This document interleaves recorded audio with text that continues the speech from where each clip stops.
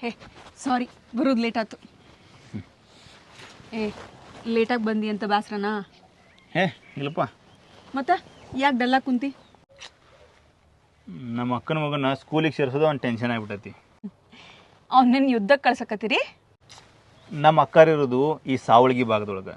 ಆ ಗ್ರಾಮೀಣ ಭಾಗದೊಳಗೆ ಒಂದು ಅತ್ಯುತ್ತಮವಾದಂಥ ಶಿಕ್ಷಣ ಸಂಸ್ಥೆ ಅಂತ ಯಾವುದೂ ಇಲ್ಲ. ಸಾವಳಗಿ ಒಳಗೆ ಚಲೋ ಸ್ಕೂಲ್ ಇಲ್ಲ? ಯಾರು ಹೇಳಿದ್ದು?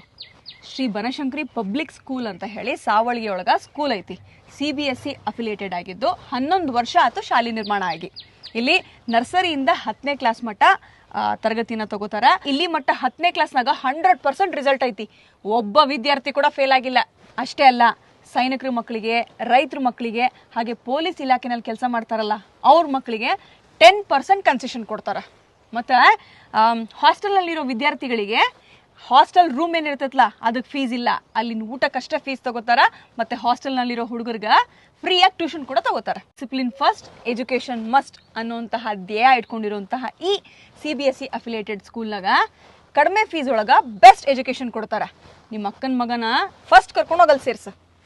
ಹೆಚ್ಚಿನ ಮಾಹಿತಿಗೆ ಈ ಕೆಳಗಡೆ ಡಿಸ್ಪ್ಲೇ ಆಗ್ತಿರೋಂತಹ ನಂಬರ್ಗೆ ಕಾಂಟ್ಯಾಕ್ಟ್ ಮಾಡಿರಿ. ನಿಮ್ಮ ಮಕ್ಕಳ ಭವಿಷ್ಯ ನಿಮ್ಮ ಕೈನಾಗೈತಿ.